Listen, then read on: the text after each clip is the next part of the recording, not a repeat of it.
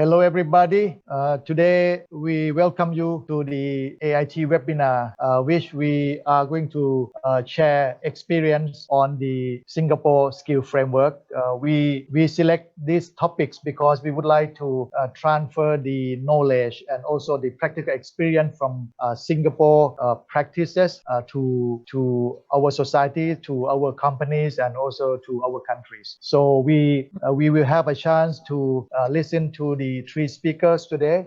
The first speaker will be focusing what is the big frame of the Singapore competency frameworks, that they have done this framework for all kind of the professionals in Singapore, and how each professional groups has been used this skill framework for training and development and also upskilling. The second one will be the experience that we are getting from the company that practicing this skill framework, so that you will see the application of the skill framework in the reality, so that you can see how you can translate this into your organization, your services, and also your company. And the third speaker will be giving you another solution type where you can also enhance your learning using the technologies that when during the time of COVID-19, maybe we cannot organize the training programs or upskill program, that we can use the face-to-face mode, but how the computers and technologies can be used for helping and facilitating our training programs. So AIT is very delighted to have the three speakers today. Let me introduce them one by one. The first speaker, he is the director of the Accelebator from Singapore, Mr. Anderson Tan. The second speaker is Elizabeth Chan. She is the founder and CEO of the Center for Competency-Based Learning and Development from Singapore. And we have the next one is Mr. Meenakshisumdaram, director of KnolSkape from Singapore. So we will have the presentation from the each speakers, and then we will stop for giving some summaries and conclusion part by part, and then continue with the next speakers. So I will be addressing some questions, and also the audience, please feel free to type your questions, or you can also give a signal by raising your hand that you would like to have a live question, so that we can also switch on the microphone and allow you to ask the question verbally. So first of all, I would like to invite Anderson to start your presentation and start your talk on how the frame of the Singapore framework has been set up and how this is useful for the development of the skills in Singapore. So Anderson, please. Okay, thank you, Joe, for the introduction, and thank you to the AIT team for inviting the three speakers from Singapore, right, to share about the Singapore Skills Framework and its applications, right, in skills development, in professional development. All right, I'm Anderson.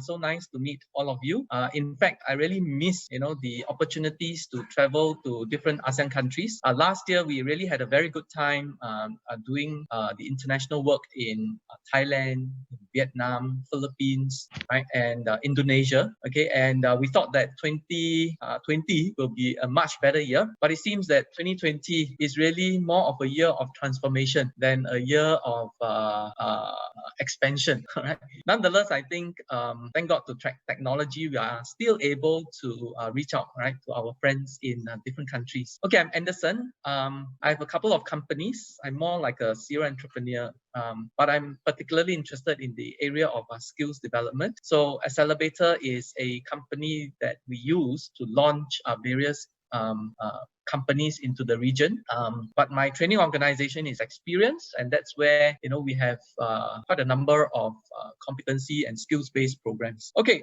for today's session, I'm very pleased to be able to share about the Singapore Skills Framework, what it is, how it came about, and some of its application. Okay, all right, some background and purpose of the Skills Framework. I think all these started about 5-6 years back when Singapore's government wanted to look at the transformation of the industry. I would say this is probably the fourth transformation, massive transformation at the national level, and it is more towards the path of advanced technologies and digitalization. All right, and it is not as simple as just coming up with a series of programs. Okay, because the whole transformation has to be aligned and integrated. All right, so 6 years ago, the government together with the industry players, okay, looked at forming what we call the industry transformation map, all right, which looks at skills and innovation driven economy. But behind all these, right, there is a need to look at the manpower transformation as well. So there is this manpower plan. Okay, so the IMP and the ITM actually forms the backbone, right, of the transformation of Singapore's economy. Okay, so if you look at the ITM, right, industry transformation map, there are 4 key pillars: the productivity, jobs and skills, innovation, and internationalization. All right, and the jobs and skills is actually the one pillar whereby the industry manpower plan comes in.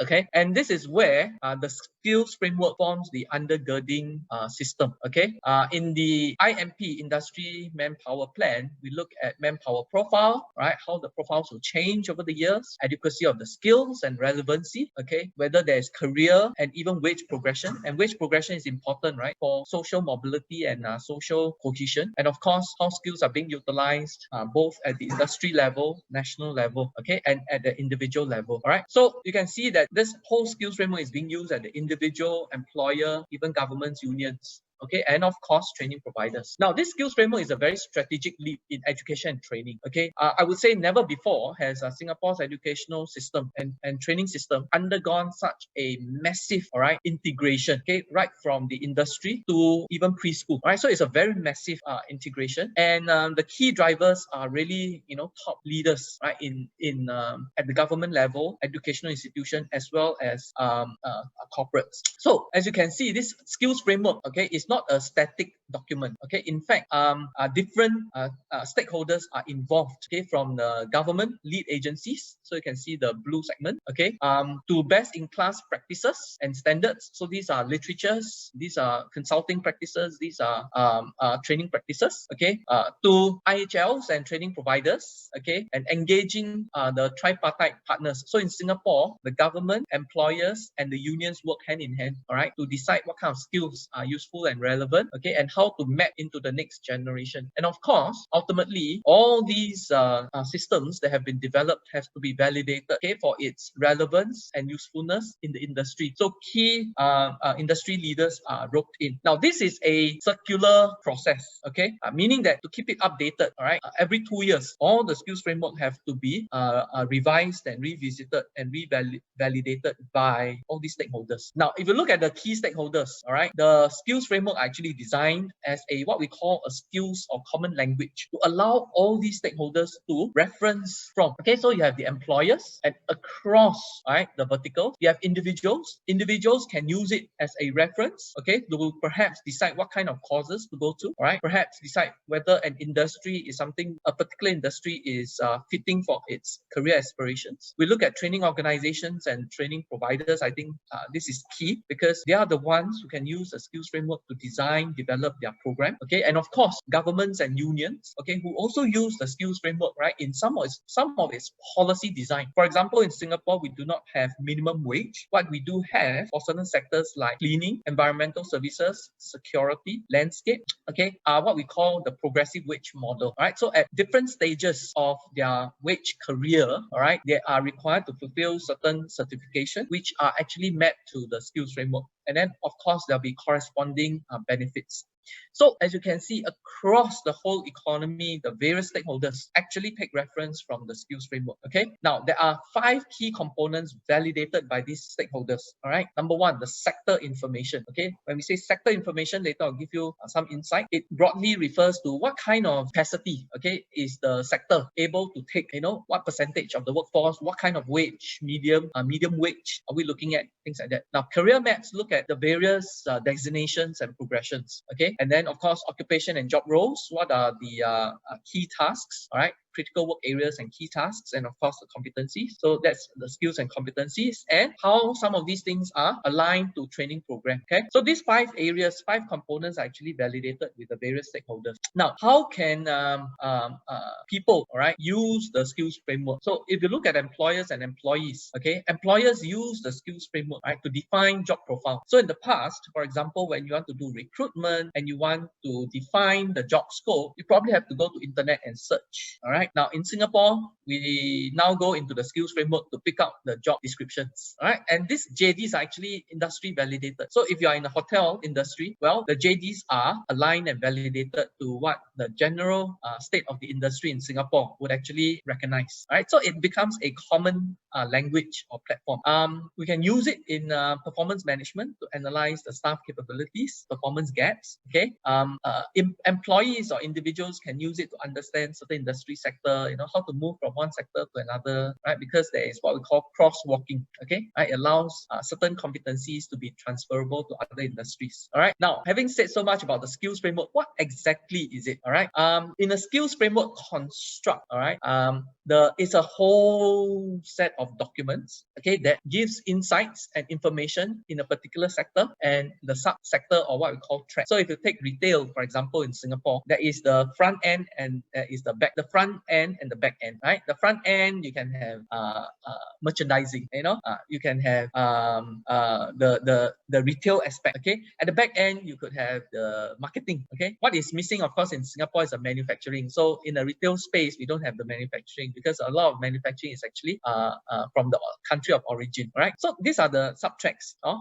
Then there are career pathways moving from the lowest operational level or entry level, all right, right up to perhaps the CEO. Okay, so it allows that kind of progression and occupation. So when you talk about occupation, right, that's where we look at the technical skills and competencies, and of course the generic skills or soft skills and competencies. There are critical work functions and key tasks, and for certain industry there could be performance expectations, particularly in regulated industry, right, like healthcare, safety, right? So there are performance expectations. Then these will lead into the various technical and generic skills and competencies, okay? And training providers like us will then design programs to address particular skill level, okay?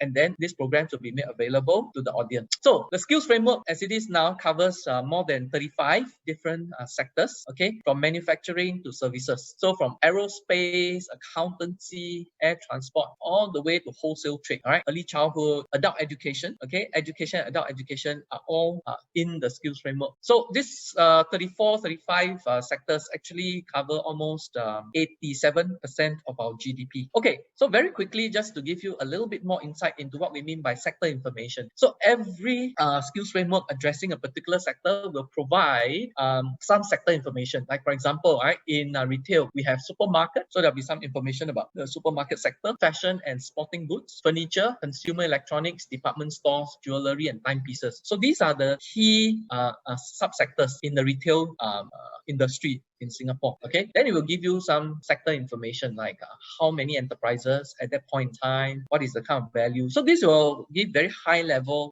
perspective. Okay, then what kind of emerging skills at the broad level, right? Service oriented, confident communicator, okay, team player. So these are the what we call the 21st century skills. Okay, and then it will go down to details of in each sector, okay, what kind of tracks, all right, career tracks are available. Now this is what we mean by progression. Okay, so somebody can start at the entry level, all right, front of the house entry level as a sales associate, and then move up. And each of these levels will have its own set of technical competencies and generic competencies at specific industry validated proficiency level. So it's not just the skills and competencies, right, but at what proficiency level for that particular career level. All right, so it gives pretty a comprehensive insight to a particular job scope. Okay, this is what I mean. All right, in each of the skills framework, there is a JD, a job description. Okay, it provides the critical work functions. So if you look at this, we are talking about a brand supervisor, for example, right? A brand supervisor. As a brand supervisor, he or she must be able to achieve sales, deliver service excellence, deliver operational excellence, engage in innovation and productivity. Okay, so these are the critical work functions, and there are specific key tasks, okay, for each of these work functions. And all these key tasks are met by having all these technical competencies and generic skills competencies at a specific level. Okay, now if you look at each of these technical skills competencies, there are accompanying documents to state, okay, in broad details, all right, what are the key knowledge components and ability components. All right, and this is where the levels come in. Right, so a supervisor might be at level 2, for example, or even level 3. Okay, and these are the you can't see on screen, but it's okay, just have an idea. Each bullet point is actually a competency element. Okay, and then so you can see here, right, at a particular level there are various competency elements. Okay, so as training organizations, we will then look at a a particular level, all right, and then design program to fulfill the requirements for each of the bullet points. So each bullet point could become a few bullet points could be grouped together to become a learning unit, all right, that will take about 3-4 hours, for example, to cover the skills and competencies. Okay, so there is knowledge component, what we call the underpinning knowledge, and there is abilities component, what we term as performance components. Okay, all right. So there is also a very clear rubric, okay, on what we mean, what we are looking at for each of the level. All right. So for example, when we talk about the technical skills and competency, when it is level 3, which is at a supervisory level, all right, there are 4 domain areas. Okay, like for example, the responsibility, the degree of responsibility, autonomy. Okay, how much freedom does this worker or employee has in terms of making decisions on his or her own. All right, complexity, the degree of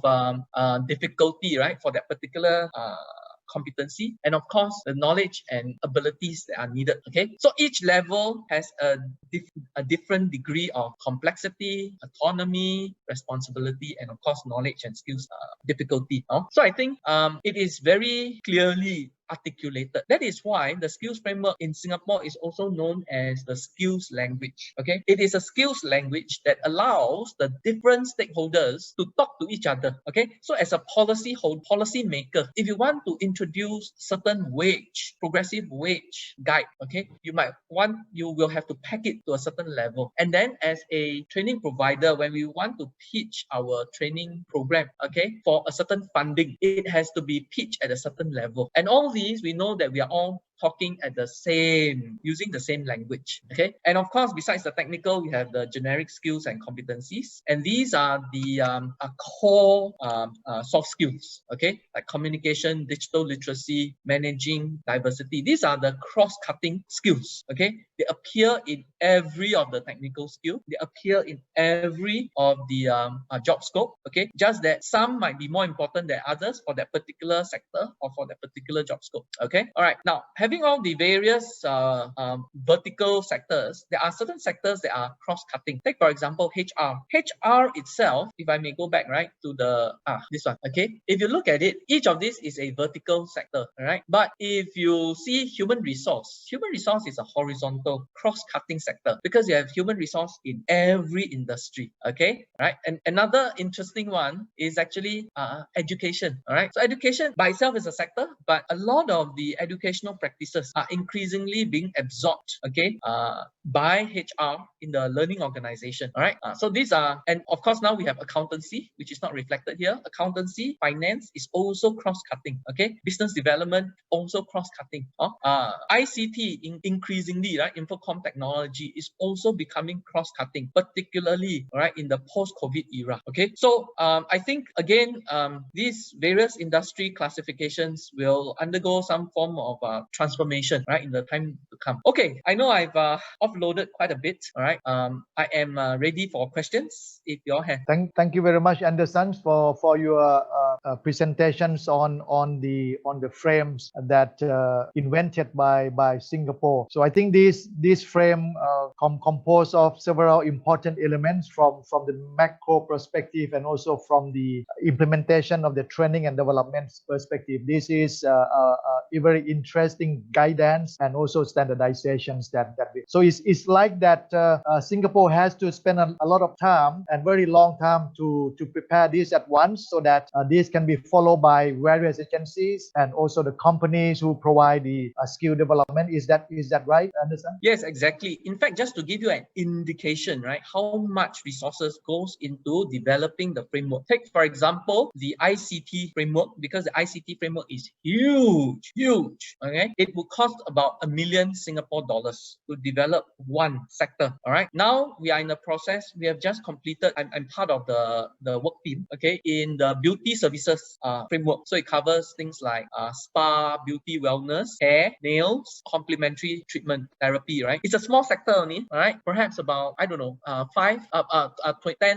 20,000 workers. Just to set the framework, it costs about $500,000 Singapore dollars. All right, so the government has actually invested significantly, all right, to gather the various stakeholders to develop the framework. Now, and this investment, I think, is very well placed because it is building a language, all right? And this language helps things to be aligned, okay, so that the different factors and stakeholders can talk together. One very good example is actually COVID. You know, during the COVID period, I came to realize that COVID is a fantastic designer. Because of COVID, everybody falls in line, and we can get digitalization compressed from 3 years to 3 months, for example, okay?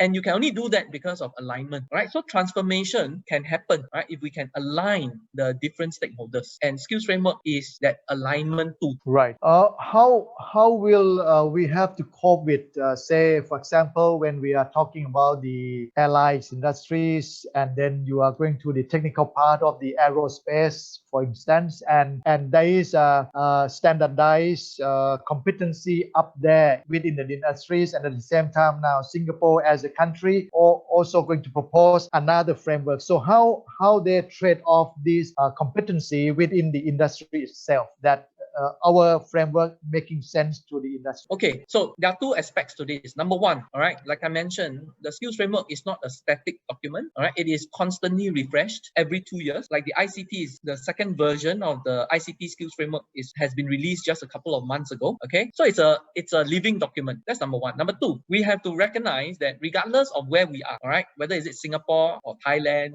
or far-flung Russia or US or UK, it doesn't matter. As long as you are in a particular industry, 60 to 70%, okay, of the skills and knowledge actually are similar, okay, regardless, right? Then you have perhaps 30%, 20 to 30%, okay, of that industry knowledge is specific to the sector, okay, all right? So aviation, you have different kinds of aviation subsectors, okay? Now, only about 10 to 20% are actually in company specific, okay? So if you look at that, right, actually what Singapore has done, the skills framework in Singapore is very adaptable for other countries, okay? We just need to contextualize it. Last year was Singapore and Philippines 50th diplomatic anniversary. So the Singapore government last year signed an MOU with the Philippine government, happily facilitated by my company, okay, in the knowledge transfer, knowledge exchange, all right? So the Singapore government is allowing the Philippine government to actually utilize the Singapore skills framework, okay, to be contextualized, to become the Philippine skills framework. So this year, actually, the work was supposed to start, but because of COVID, we have to push it back, okay? But what it means is that the Singapore government is very willing, all right, to share these huge investments that they have put in, right, with our neighboring partners, because I think the future of economic growth for Singapore is not in Singapore per se, but in the region, okay? And I think for the whole of ASEAN to grow together, we need to have some common skills language, okay? It doesn't mean, okay, that once, you know, something like that is being implemented, there will be free movement of labor. I don't think that is so simple, right? Because movement of labor is a very diplomatic, geographical, and social consideration, okay? But what it means is that there is greater opportunities for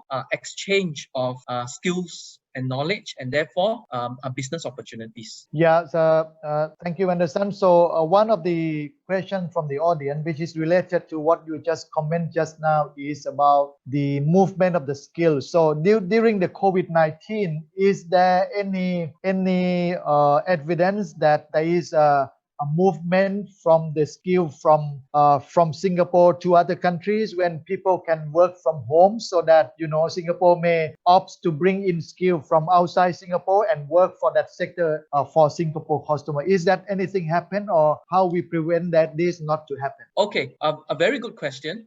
In fact, I think we are only 4 months, or perhaps 3 to 4 months, okay, into this global pandemic, or what our Prime Minister used to say, crisis of a generation. Okay, it's only 3 to 4 months, and the past 3 to 4 months, everyone is scrambling, right, to put their own house in order. Even for my training organization, we have been spending the past 3 months to transform our business. Therefore, okay, all of us are doing things on our own, mainly, all right. So there is very little at the moment exchanges. In fact, Joe can attest to this, right? We had our seminar last year at AIT, okay, and it's only now that we have our first webinar. Actually, we were planning something for much earlier, somewhere in March. but COVID threw it off the window. Okay, but what happens now is that with this transformation, many more companies, okay, will now start to look at cross or transnational skills and knowledge exchange. Okay, for example, I give you an example. Okay, we are looking at.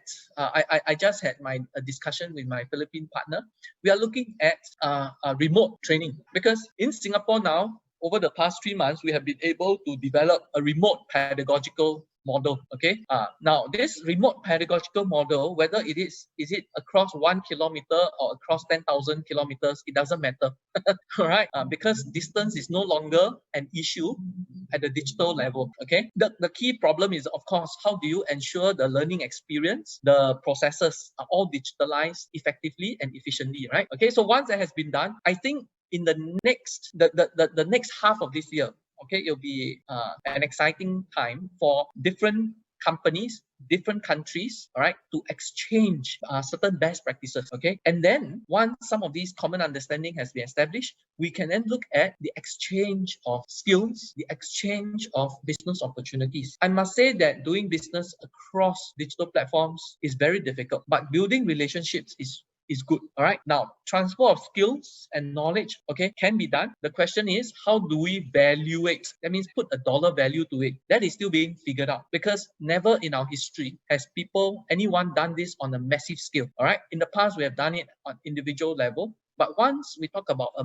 global scale, the valuation is very different. Okay. For example, you can get experts now all across the world. How do we value that? How do we value that across vis-a-vis the contextual requirements? All right. For example, Thailand may value a trainer from Singapore, and now over the internet, you can acquire that skill and knowledge from Singapore at a very affordable rate. But people will question, the context, okay, the value of context, right? So putting all this together, it becomes a challenge. All these things everybody is also in the process of figuring out, right? So yes, I think it bodes well and exciting times ahead. We just need to keep an open mind. We just need to really explore, right, the spirit of collaboration. Right. So the exchanging of the skill is not the issue. So the issue is that how we mapping that into something that value added to the skill framework that being developed, and that also allow new information to come in and also exchange the experience from different sector and different countries is very important. Yes, certainly. One last question from the Facebook audience is about the role of the education sectors. I mean the education department, higher education departments, or vocational education department. How Singapore has framed this from the view of the planning for higher education or vocational education. Okay, I think that many countries, yes. Right. I think that's an excellent question. Okay. Even pre-COVID, higher education is going through a phase of identity challenge, I would say, right? Because we have to recognize that in this new age, the industry is the key creator of knowledge and skills, right? Because investments into industry is tremendous as compared to investment into education institutions. Okay, so education institutions, be it higher learning, is no longer the key custodian of skills and knowledge. We have to recognize that, right? Now, more and more so, the higher education institutions are trying to make themselves relevant to the industry, and many of them are doing it on their own. Now, the skills framework therefore becomes a very important skills language for the higher education institutions to talk to the industry. They don't have to reinvent it. They don't have to spend a lot of money, each institution doing their own. Okay, the government has a one-time investment to commoditize that language. Now, this is very exciting actually for the higher education institutions. They can use this skills framework, all right, to map their programs to see whether their programs can be more industry relevant, and if not, how to make it so, and if yes, how to make it better. And also, it is a balancing skill. Okay, we are trying to do something with the Indonesian a private education association, okay, to help the private higher education understand the use of the skills framework, so that the higher education institutions in Indonesia can take reference from the skills framework to say that, hey, this is what the industry is looking for. So they can map their programs and reference their programs to the skills framework, which is validated by the industry. Okay, so I think it is actually a very, very useful tool for the higher education institutions. Very good. Thank you very much. So we come to the next speakers. from the side of the training providers, training development providers, may I invite Elizabeth Chan, the CEO of the Center for Competency-Based Learning and Development from Singapore. So Elizabeth, please. Yeah, okay. Very good morning, everyone. Thank you, Joe, for inviting me to be sharing at today's webinar on a topic that I'm very passionate about, and that's adoption of skills framework for organizational excellence. I have been in this field for the last 20 years and have developed competency framework and implemented the framework for close to 50 different industries for the last 20 years. So this is, I come from a HR background. So the last couple of years, I've been actively promoting a skill framework for organizational excellence, and I conduct training as well to government agencies and MNCs to help them customize a competency framework for the organization and implement competency HR in the organization. So this is a topic that I'm very passionate about. Yeah, so today's topic that I would like to share is adoption of skills framework for organizational excellence. Now, some people call it competency framework, okay, but there's a slight difference between competency framework and skills framework. In the past, our government actually adopted a developed competency framework, which is very much for learning and development, for certification, for qualification. But this new skills framework that our government has come up with is very much for organizational excellence, where people are encouraged, organizations are encouraged to adopt this skill framework to not only scale up their people, but to also improve productivity, improve performance, and so forth, right? So for a start, I would like to share with you what are the common issues, HR issues faced by organizations. Now, CBLD conduct a lot of seminars on a monthly basis, and I've trained a lot of HR professionals as well. These are some of the feedback they gave me, all right, on the issues that they face in the organization. So the first one is cannot recruit the right people, all right, because Singapore has got a small population. I mean, we rely a lot on foreigners, and so we are actually competing for talent, okay? But when they're doing hiring, they do not know exactly what competencies are needed for the job role, right? They may not be also clear about the job, the job description itself, the job role itself. And therefore, when they do their interview, they may not know exactly what they're looking for. And they also did not adopt the right hiring technique. So therefore, they cannot get the right people. So it ends up having a lack of capabilities in the organization. They cannot support the growth of the organization, right? So when you do not have capabilities in the organization, it's a very big concern, right? How you expect companies to succeed without the right people, right? The right capabilities. And also a lot of line managers, all right, do not know what training needs are required for their employees because they do not have a set of competencies, right? They do not know how to assess the performance. And as a result, they do not know exactly what training needs are required for employees. The next point is inconsistency in quality of products and services. All right. Now, because employees are not well trained, all right, they are not told about the expectation, the performance standards expected of them, they may end up doing things in the wrong way, not doing things right, and a lot of errors. So end up having inconsistency in quality of products and services, which leads to high customer complaints and high reject rate, right? Now, because of a lot of what do you call that? Because of a lot of dissatisfaction, it ends up having low employee engagement, right? Because employees do not know what is expected of them, do not know the standard expected of them, and there's no engagement to tell them exactly where you can move. They may not have a performance management system. They may not have a fair compensation and reward system, lack of training opportunities, lack of career progression. Therefore there's nothing much to talk about with the employees when they are not happy, all right? So therefore, as a result, there's very low employee engagement and resulting in lack of low morale and low staff motivation, and ultimately high staff turnover. So these are the common issues most organizations face, and sometimes they just have no solution how to go about doing that, all right? But if you have a competency or a skill framework in-house, all these problems can be solved, all right? So let me share with you how you can adopt the skills framework to resolve all these issues, all right? Now, first and foremost, we need to understand what competency is all about first, right? Now, competency is defined, a simple definition is a measurable set of knowledge, skills, and attitudes that a person needs to perform a task effectively. Over here, we are talking about effectively, okay? How can we ensure all our employees in the company can perform effectively, all right? So you need to make sure that you know the job role very clearly. So therefore, our skills framework offers you the job description, all right? They have a very comprehensive set of key key tasks, all right? Now, so within the key tasks, you must exactly know what sort of knowledge are required and skills and attitudes that the person must have to be able to perform the task effectively. So our skill framework offers you that. Now, again, the word measurable, okay, measurable means that you can use these competencies to measure their performance, to identify things like the training needs, the performance level, all right, and also whether they're ready for promotion and things like that. So you need to be able to measure all these competencies through different methods like observation, 360-degree feedback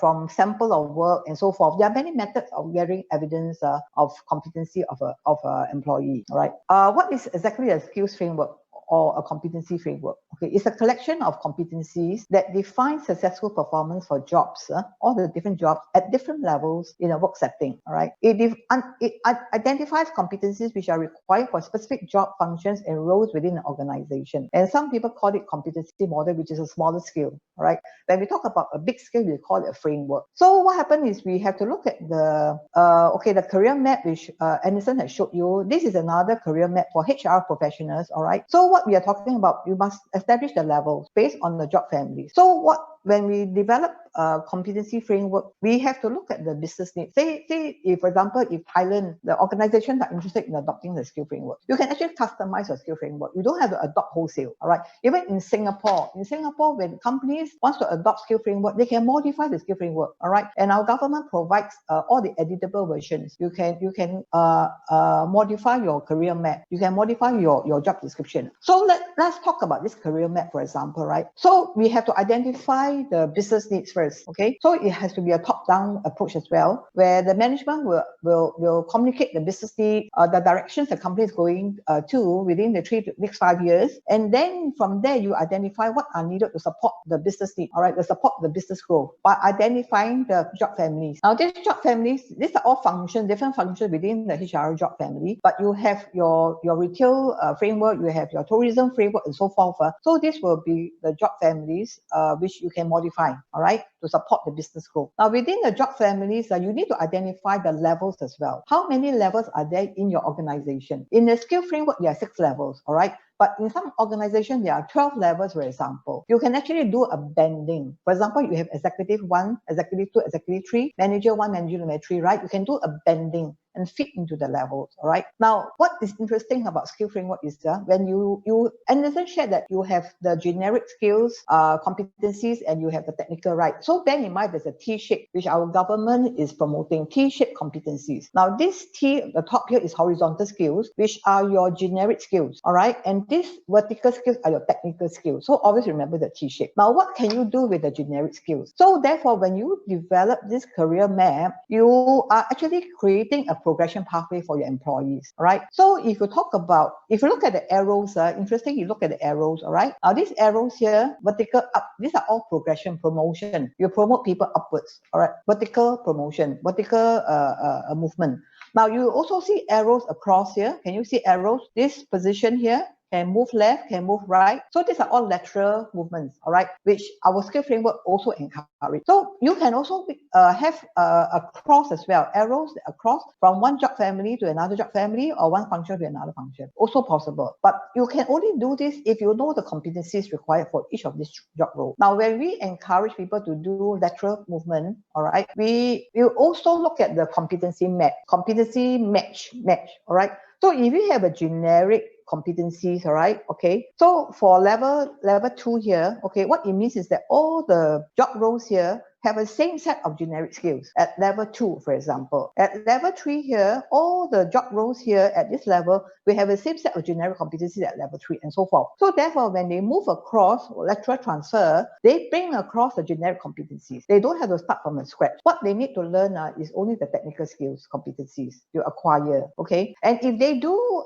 exceed the expectations during performance appraisal, they would have some competencies at the next level. So therefore, when you allow lateral movements, you look at the competency match. How many percent of match do this person have for the particular role that you're interested in? So this is how you use the career map in the skill framework, all right? So for companies, if you do not have a career map, You can adopt the skill framework, but you can modify. You can put the arrows where you want, and you can put the arrows across. So that is the beauty of having a career map. Yeah. And of course, in my training program, we also teach people to come up with a policy and guidelines on vertical movement and lateral movement. Okay. Now, also Anderson has shared the job description. All right.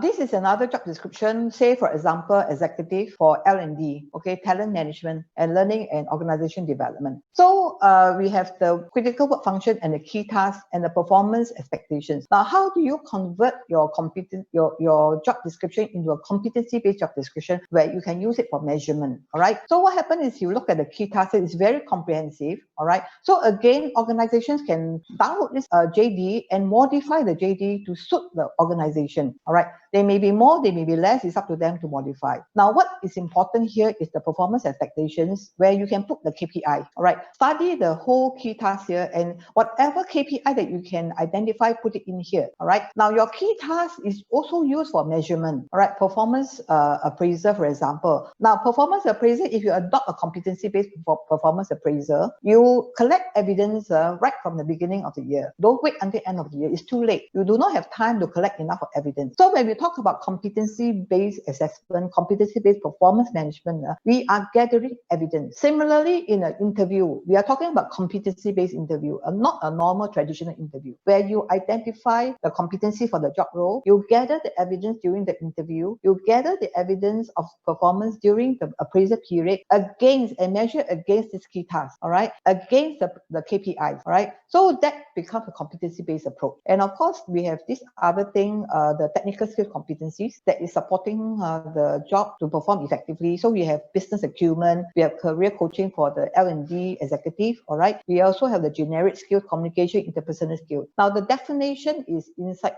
this document, which Anderson also showed. So for this is business acumen, right? This person needs to have level 3 business acumen, and we have to use this to measure their abilities, the knowledge that they have. If there are some performance gaps, okay, we can ask them questions, using this list here to guide us, okay, using this knowledge list to guide us. And if they do not have the knowledge, it will mean that their lack of knowledge to perform effectively. And we can identify training. So therefore, you can use this skill framework to do training needs analysis, right, to close the gap, to send them for the right training program, and then help them to close the gap. So you see, with these documents that is so effective to manage employees, right? But without this skill framework, you really don't know. You are just so lost how to manage a whole team of people in the organization. So this information are very useful, and documents are very useful. Okay. Same thing also for communication. This person needs communication to be at intermediate level. Now, what happened is that during performance appraisal, you give them this whole set of things. You give them the whole set. All right. If I'm an L&D executive, I'm expected to have level 3. But when I self-assess myself, I find that I'm here at level 4. All right. If I assess my communication skills,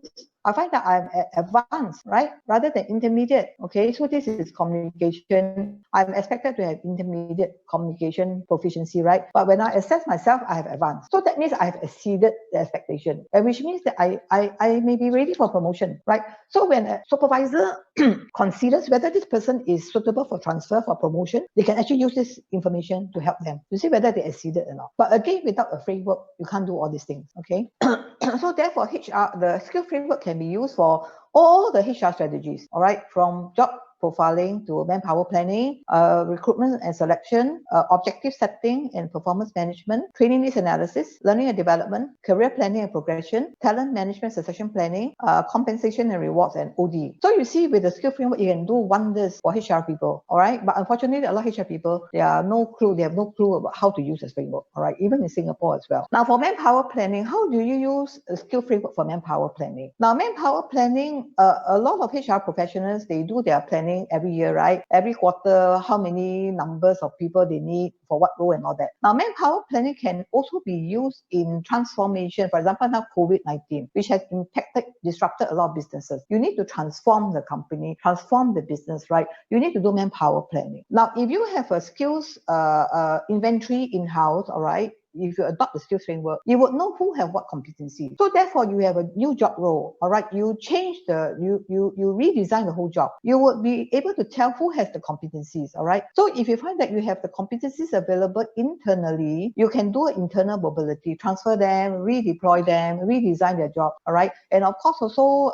you can have a talent pool where you identify high potential, put them in the talent pool for succession planning, right? To take over critical roles in future. Now, if you do not have the competencies available in-house, naturally you have to go and look outside the organization. But before you hire, you must know what is required of the job role. So if you adopt the skills framework, you will have a list of competency for the job role, right? You will have a key task. So therefore, you prepare your question, you prepare your behavioral question to gather the evidence of their competencies during the interview by asking them to tell you their stories, tell you their experience, how do they handle different situations, right? From there, you can tell whether they are the right person, right fit for the job. And of course, once you get the right people in, you can be sure that it will be success, all right, in the organization. Competency job profiling. Job profiling is about profiling the job. So you have to do a job analysis, right? You have to profile the job as to what is required in terms of competencies, all right? Now, redesigning of jobs, okay, especially because of COVID-19, our government is also encouraging management to redesign the job to ensure that people are not retrenched, there's no loss of job, so that they still can be hired, but you just have to redesign the job, give them the right training, right? So you can use a competency approach to job profiling by pulling the job description from the skill framework and then redesigning, all right, and then modifying and then re-look at the competencies needed and come up with a new set of competency for the job role, all right? So this is how you redesign the job using the skill framework. Now, interviewer, for competency-based recruitment and selection, as I mentioned, if you have the competencies, the list of competencies, you develop the behavioral question, you can ask the right question during the interview and to identify the right candidate for the organization. Now, when you look at the candidates, you must not only look at the job fit, but also the culture fit. So the culture fit will be from your company core values. You have to translate your company core values into behavioral statement, all right? And then from there, when you do your interview, you ask the right question to determine whether this person has the values that does not clash with the company. We talk about performance management and learning and development, right? So I mentioned earlier on, you can use your job description, your KPIs, your standards in the list of competencies to do your measurement. You can use the job description to set goals, right? Beginning of the appraisal period, all right? And then once you set your goals, you clarify the expectations, you can go into performance measurement throughout the whole year by gathering evidence. Now, competency-based performance management system is a very transparent and open system because everything is based on evidence, all right? So there's no quarrel, no conflict, no dispute about being fair or unfair, all right? They are being measured based on the evidence that they have gathered. So during the appraisal interview, all the line managers need to do is to show the evidence. Okay, I have gone through your work sample. These are the mistakes. This is a good job, a quality job. I have looked at the feedback given by your customers, your peers, and all that. Everything is based on evidence. So it's a very, very transparent system, all right? So we also use competency-based assessment, right, to look at the behavior based on the key tasks, the competencies that is identified for the job role, to measure their behaviors, to see whether they are at level 3 or level 4 or level 5 proficiency level. So like I mentioned earlier on, it can be used to do training list analysis, right? So from the competency-based assessment, we will be able to know the gap, right? And then we develop an individual development plan for the individuals, and then we identify the learning interventions, and then we develop a training roadmap for them, for the whole organization, right? Now, learning and development can be through internal training, your on-the-job training. It could be classroom, it could be job rotation, it could be e-learning, it could be mentoring, shadowing, and all that kind of the whole learning intervention that you can be made use of. All right, once you know the competencies and the gap. Once you send them for training, okay, don't forget you have to measure the effectiveness of training, whether the gaps are closed. So you can actually adopt the Kirkpatrick 4 levels of evaluation. Okay, level 1 is reaction. Whether the employees who have been sent for the training, they are happy with the cost, they are happy with the trainer, they are happy with the quality. Level 2 is about whether learning has taken place. So in our skill framework, all our training programs are competency-based training programs, meaning that they have to attend assessment, all right, to see whether they actually learning has taken place for them. They have absorbed, they are able to apply the skills that they have learned. So the assessment method could be role play, could be project work, could be oral question, question, written question, depending on the profile of the people. All right. So SSG, our government, takes a very stringent requirements to audit us to ensure that our assessment is robust, because they are the one who issue the certificate, right? Level 3 is transfer of learning to workplace. So what we expect what our government expects is after the training, they must be able to perform well on the job. And after training, the HR department will have to measure whether the behavior has changed. In the past, they cannot service customer. They are very poor. A lot of customer complain. After training, they should be able to do better. No complaint. Lower customer complaints, right? So therefore, level 3, all right, they still have to continue to observe whether there's a change in behavior, all right? And then from there, you can tell whether learning has taken place as well. And finally, level 4, impact of training on business results. So again,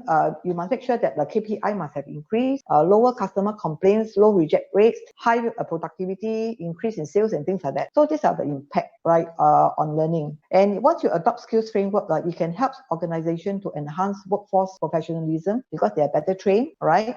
Improve productivity because they know how to do their job better, enhance applicability back to workplace because they have been given the skill set, right? And also assure quality of the organization. So this is for learning and development, right? And then we have also a talent management succession planning, all right? Now again, if you have a competency-based performance management in place, you should be able to identify top performers. But you have the bell curve, right? The top performers on one quadrant, the average and the below average. Now, the top performers will probably be your potential, high potential. But of course, they must be willing to be promoted to take on critical roles in future. But if you're not willing, then you cannot put into high potential pool. So you can use the competencies again to develop them, okay, from one level to another level. And once you identify them to be high potential, you can develop another framework to develop them to have leadership skills so that they can take on critical roles in future, right? So of course, with the competency-based assessment, you have a fair reward system where top performers who meet the standards all the time are well rewarded, all right, as compared to people who are in the average quadrant and the low performers, all right? And you can also use the skills framework for organizational development, all right? If there are any problem in the organization, you can use the skill framework to do a skill audit, all right, using a competency-based assessment to identify exactly what is the problem. Is it because the people are not well trained, the people do not have the competencies, there's lack of training, SOP is not up to date? You can actually do a skill audit to identify what are the problems and fix the problems using the skill framework, all right? So finally, okay, so with all the competency approaches to your HR practices, you can actually solve all these problems, all right? You can adopt competency-based interview to recruit the right candidate. You can use the skills framework to identify training needs and then develop them through learning and development to increase the capabilities in the organization. Training needs will be identified through your competency-based assessment, your performance management. And then as a result of having good people, you can have consistency in quality of products and services, lesser customer complaints, lesser reject rates, and high employee engagement. If I'm an employee, I come to my HR and I say, I'm quite tired of my job. I haven't been on the job for 2 years. I think I want something different. If you have a career map, all right, you have a talent management system in place, you can actually retain your employee by switching them to another job, which they may be interested in, all right, and you develop them. Of course, you have to look at the competency match as well. And then with the competency framework, you can come up with a transparent and fair performance management system, a fair compensation reward system, and you also create the training opportunity, right? Because you already know what to develop to close the gap. And then, of course, you use the career map for career progression and succession planning, and as a result you bring up the morale of the staff and high motivation and less staff turnover, right? So that's the end of my presentation. So I hope it gave you a good insight. Thank you. It's very interesting. I would like to ask Elizabeth, we have heard that managers and supervisors, when it comes down to the individual employee, yes, supervisors and managers are the key persons who has to coach and train their staff.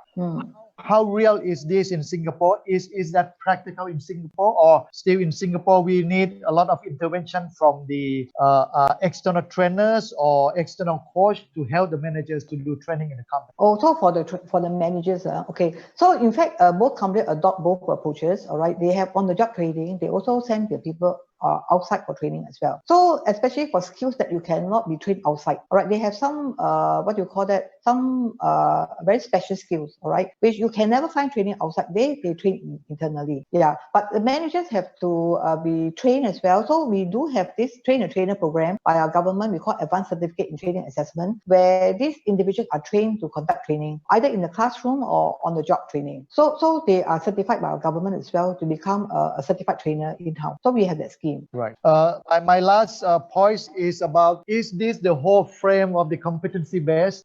When it is coming to the online mode, can we modify the whole frame, put into the online learning modes, or we have to do anything else You're talking about that is as effective as the face-to-face mode? You're talking about learning, you're talking about training, or you're talking about performance? You're talking about training program, is it? Online learning, whether these frameworks of the competency-based can be transformed, moving from face-to-face to okay, so really depends. If you're talking about delivery of training programs, it really depends. Yes. Usually we do not encourage skill-based programs to be face-to-face, right? For example, CBLD ourselves, we train cleaners, we train cleaning supervisors. How to teach them to mop the floor, how to teach them to wash the toilet, has to be very skill-based, and this has to be face-to-face. But if there's any theoretical, for example, our HR program, all right, it can be online, no problem. So it really depends. It can be a blended mode as well. So we adopt different methods of training. Yeah. Okay, thank you very much, Elizabeth. Now, next we are moving to the next presenters. Sethu will give you some information and some examples of the learning solutions that might help the organizations to cope with the situation of people working from homes, and also in terms of the online learnings that may be helping the organization to train their people. So Sethu, please. Thank you, Joe. So let me share my screen now. All right. Fantastic. So let me get started. So in fact, thanks so much, Anderson and Elizabeth. You've set a very interesting tone to the whole presentation. So I'm going to take some leap out of that and probably going to advance my discussion. So I'm going to be mostly focusing on taking up the skills framework and connect it back to how new age learning can happen. So fundamentally focusing on a simulator-based learning. So that's where my theme of topic of discussion today is. Before I move, I will start by setting the context. Now, before this presentation, I was thinking, why did Singapore actually have to come up with a skills framework? They are the first probably country in the region to come up with a framework such as this. And probably even in the world, they've got admiration for what they have developed. Now, there should be some context on why they started thinking about it. So I thought through it a little bit, and I've just put it out here to set the context for all of us to understand why such a thing was even required in the first place. So an important quote, in fact, I really admire Pierre Nanchen, the CEO of Accenture, not anymore. He passed away last year due to cancer, but one of the best known individuals and one of the fundamental reason Accenture is such a big company today is Pierre Nanchen's leadership that time. And he very famously says that digital is the main reason just over half of the companies on the Fortune 500 list have disappeared since the year 2000. Now, we think that if you're a Fortune 500 company, you're too big to fail. That's a very common term that's used. But unfortunately, even 50% of those companies are not existing anymore. The fundamental reason is digital. On the same line, in fact, taking what Anderson had spoken earlier, that 3 years of digital transformation happens in 3 months today. Companies have found that COVID is one reason that digital transformation is important, right? So companies have taken so much time to realize, and thankfully, I think Singapore as a country realized this long before than anyone else, and I put the framework in place. So this is one reason. The number two is actually people have been talking a lot about AI, artificial intelligence, and all of that, right? So this is my strong point of view, that we've been talking about AI so long as an important feature or something that companies can offer, right? Probably 5 years down the line, nobody's going to talk about it anymore, because without AI, if you're running a product or running a company, it means you don't have a strategy in place. AI needs to become that foundation that you don't talk about it anymore explicitly. It's understood, right? And when missions have become intelligent and can do probably everything, what skills should we as humans have to even survive? So that's a question that needs to be answered, and which I strongly believe the framework actually answers really well. And the third aspect is actually AI, while it's generating a lot of interesting emotions, right? I could become Leonardo DiCaprio in a movie through AI, by the way. That's possible. There are a couple of apps to do that. So as much as it gives me technical wonders, excitements, and I can play with my son at home with AI, it also makes me scary, right? My father probably retired at 65, right? But I'm starting to think probably by age of 45, I'll be jobless. And careers are getting shortened and shortened because machines are becoming smarter and smarter. So it means, what does this mean to all of us? So what skills should we even have to survive? So these are fundamentally the largest scheme of things that's paved way for skills framework as a national agenda than it being a company-wise or education agenda per se, right? And the last point is the most interesting slide that I picked up while creating. Did you know that these 10 jobs that you're seeing on your screen did not exist 10 years before? I mean, 10 to 12 years before, there was no iPhone. When there was no iPhone, there was no iOS developer jobs. There were no UI jobs. There were no UX jobs, right? Imagine how can somebody be prepared in a college environment or in a school environment 15 years ago to be prepared for these jobs. Nobody knew this was coming. On the similar lines, nobody can be sure what kind of jobs will come by 2025 or 2030. We don't even know the technologies that will come up. Is blockchain going to be mainstream? Is cryptocurrency going to be the legal tender across countries? Nobody can predict the future. If that's the case, how can you even be prepared for a job? What kind of skills do you need to have, right? So probably this is not to scare anyone on this call, but the whole idea is to say that, hey, this is happening in front of our eyes. We can't ignore it. So what can we do, right? So that sets the context. And let me dive into the skills framework now. And I will try to connect that to a new age learning methodology as all of us globally are stuck at homes. In fact, Anderson and Elizabeth have beautifully, spoke about the whole framework itself. I'm only going to take a couple of instances and I'm going to connect it back to a new age learning method. Yeah. So I've taken under HR planning, we spoke about business acumen and financial acumen. The interesting part to note about these two is the level of proficiency that's required today is level 6 or 5 at least. And it's not anything lesser per se, right? Why should somebody in a HR job know about business acumen or understand a company's financial landscape? Was not even a question that they would have asked 10 years ago. But today it's becoming a mandatory skill or a competency interconnectedly to be used.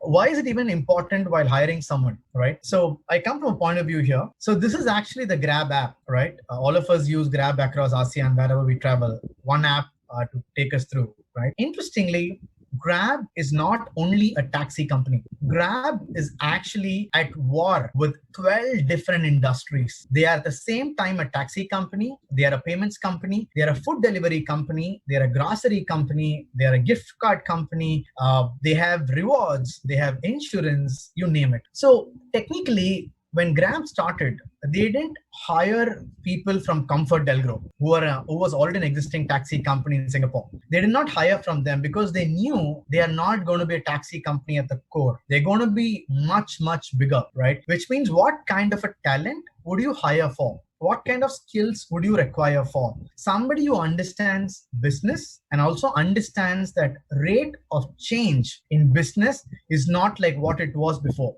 but it's going to be very different, right? People who understand that were the ones who were given the job at amazing salary levels, even as a young kid on the block, right? So they hired different folks in HR, they hired different folks in technology, product, to actually make them part of Grab, so that as and when they changed as a company, these people were actually ready to move as well, which traditional folks wouldn't have done so well, right? So if this is the nature of jobs and this is the nature of skill, do you think a traditional way of teaching someone business acumen is going to work? Probably not, at least not in my eyes, right? So imagine putting somebody under a real-time simulator and saying that, hey, like you would get into a simulator, a flight simulator, before flying real people on the plane, because it simulates entire runway, weather, temperature, all kinds of craziness before you can actually land the plane successfully in an airport. Why can't we actually make our corporate learners or even academic learners today in institutions through a simulator-based learning and make them understand a million permutation combination and to help them make decisions? So if I were to recommend an interesting way of learning business acumen, then I would probably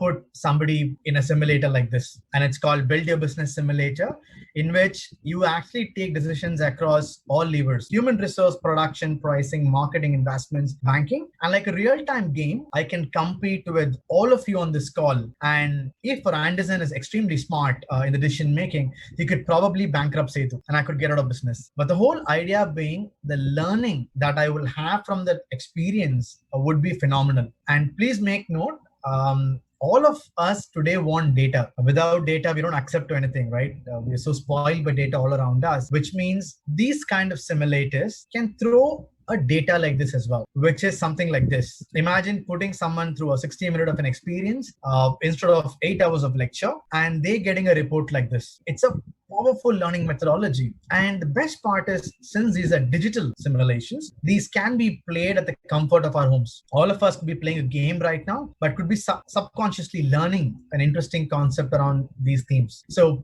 this is something that I would like to connect it back to the framework itself and how learning can happen. That's one option for you. And the second, I've taken workforce engagement as one of the sub-themes under the HR skills framework here, and that talks about two important themes which wouldn't have been highly spoken earlier, which is diversity and inclusion management and also employee communication management.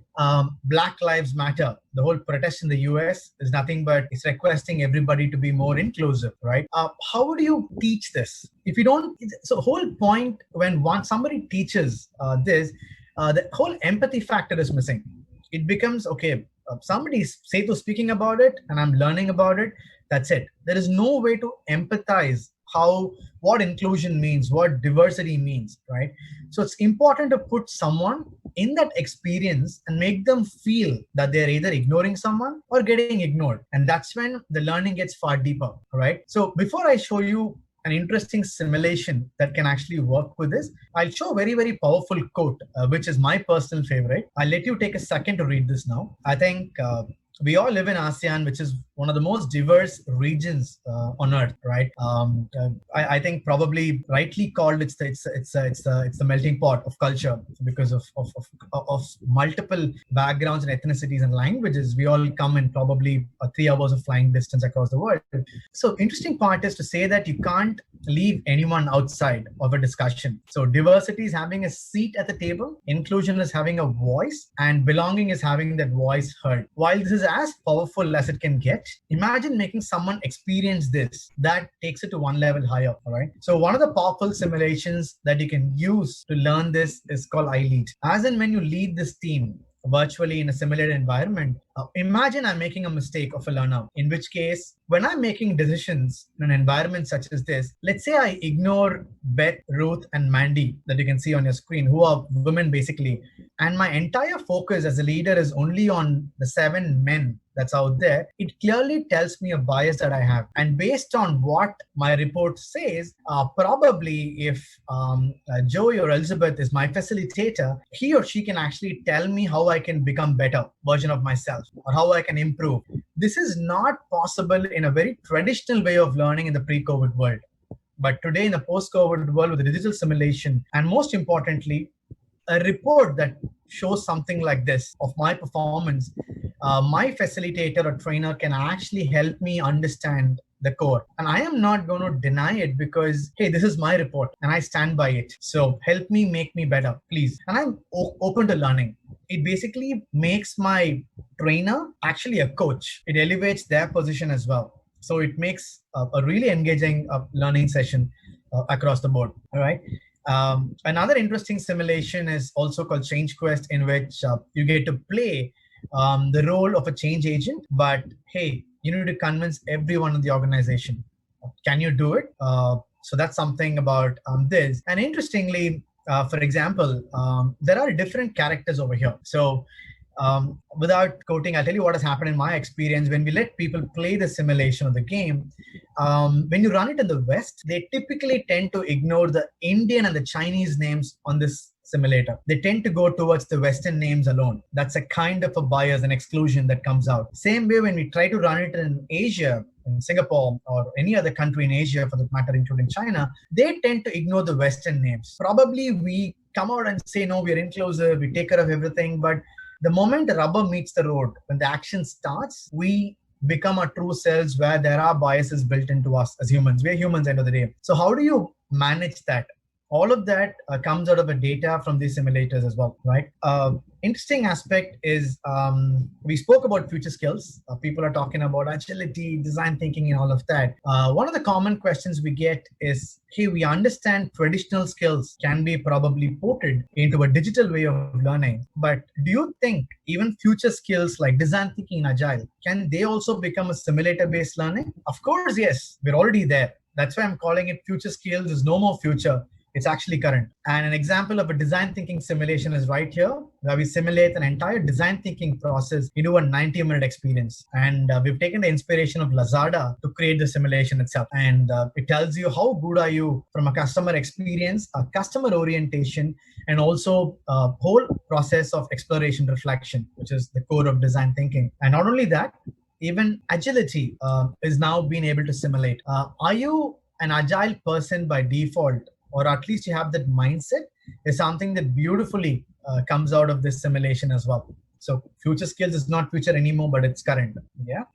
This is something that I picked up from Anderson to personify my agile way of working. On his presentation, I took this, and he beautifully showed that these 18 generic skills and competencies across different categories of basic, intermediate, advanced have been written on the Singapore skills framework. Can all of this be simulated?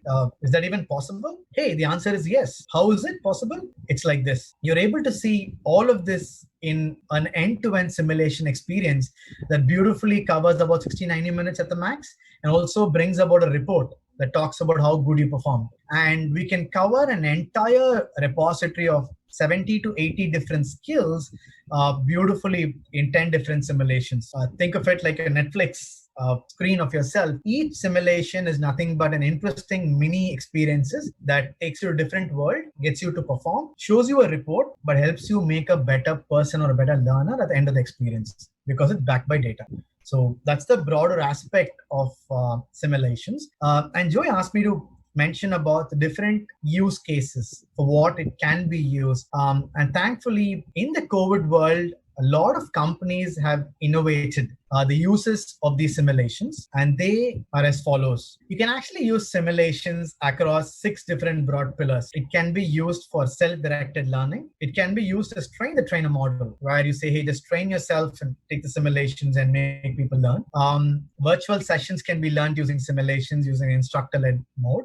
Hey, virtual assessment centers can also run through this, where a lot of organizations in Singapore usually do that. Campus engagement. Your hiring is not stopping. But how much time can you engage someone virtually? You need more adrenaline rush to engage them. So simulations play that part beautifully. Last but not the least, as part of employee onboarding, after you hire people in a physical environment, when you bring them to office, you show them the culture. But in a Zoom calls like this, how do you make sure that you make them feel as part of you? Simulations are a great way to do that. And beneath all of that, you have a lot of data through which you can actually create a talent intelligence platform, that I like to call it, right?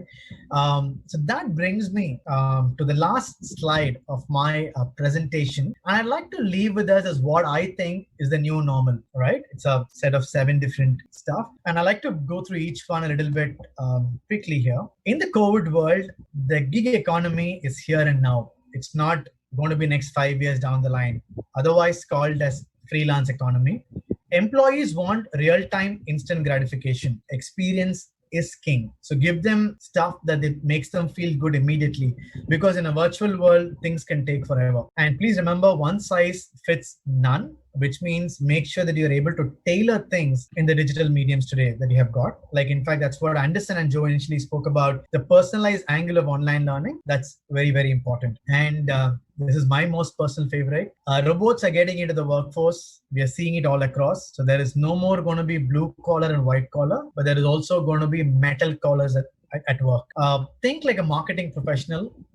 Anything in a virtual world today is going to take a lot more time to convince. So please do develop that skills of selling or marketing. That becomes key. And last but not the least, think like a digital native. The most famous words by somebody called Anderson in the US is software is eating the world. But let's take it one more step at a time and say AI is eating software. So please do think like a digital native so that you can actually be employed, if I may use the word, for a much, much longer time than ever. So that brings me to the end of it. Thank you so much for the opportunity for Thank you very much. Sethu, we have one questions, and I would like to read these questions. Hi, Sethu. Good to know technologies, advancement, and business trends, job positions. AI, machine learning, blockchains are growing, replacing many traditional services and systems. My question is, how does this impact on needs, economies, and developments of in the context of acceptance, adoptions, and demolishing the existing? What is your view on that? Okay, so I'll probably share 2 points of view, right? So one is earlier when a company or an economy grew, let's say 100%, it actually gave rise to 100% more jobs as well from the previous employed cohort, right? But in today's digital world, for a company to achieve 100% growth, they don't hire same number of people like they had before. They can do it with just 10% of the people, which actually creates the biggest vacuum in terms of employment itself, right? That said, another angle to look at it is the rate of change. Industrial revolution, from agricultural world, we all became industrial world. It took about 70 years, right? And from industrial world, we all became knowledge workers. That took about 30 years, the evolution of internet, right, in the 90s. And from moving from today's internet or knowledge workers, we're going to become smart workers, as we call it, because of AI, where it's a man and machine combination. The change will happen much quicker. 70 to 30 now, only probably 10 years, right? So this is causing a lot of imbalance in society itself. So there will be loss of jobs at a craziest level never seen before, which is a hard fact, but got to accept. But that said, there is also going to be rise of another new set of industries, and that's going to give rise to possibly 100 million more jobs. But the question is, are you ready to accept that change and change yourself and move on to take the jobs? If you're not willing to do that, then jobs will be available, but people won't be available. That's the problem. So as long as a marriage can happen with your skills going up, then you're able to get those jobs as well. So whole point being, just be more open. Always remember, machines by itself can't do the job. Mission plus man can only do the job. Thank you. Anderson, you want to add any points on that as the last final point? Any, Anderson? Okay. Thank you very much, everybody. So I think today we have a very interesting takeaway. The first one, I would say that the skill framework is very important for the organizations. It is a lot of work to be done, but it's also a very a foundation to the developments of the skill of the organization. As Anderson said, I think the skill framework has to be leaving some space for adjustment so that any change or any input from stakeholders can also be taken into considerations, and it can be updated on the time. Secondly, it is very important to look at the current situations of the competencies of the staff and employees in the organization right now, and also try to see the gaps at the individual levels and also at the unit levels, at the department levels, so that the organization can understand what are the elements of the competencies that has to be addressed, and also that might also becoming the input to the adjustment of the framework. At the same time, that can be the guideline for prescribing the learning solution to the companies that may be provided by the internal trainers or manager and supervisors, or maybe also providing by the external service training providers. And also it is very important also to consider that now we are in the digital transformations time, so that how we can also make use of the big data and also the AI that can make the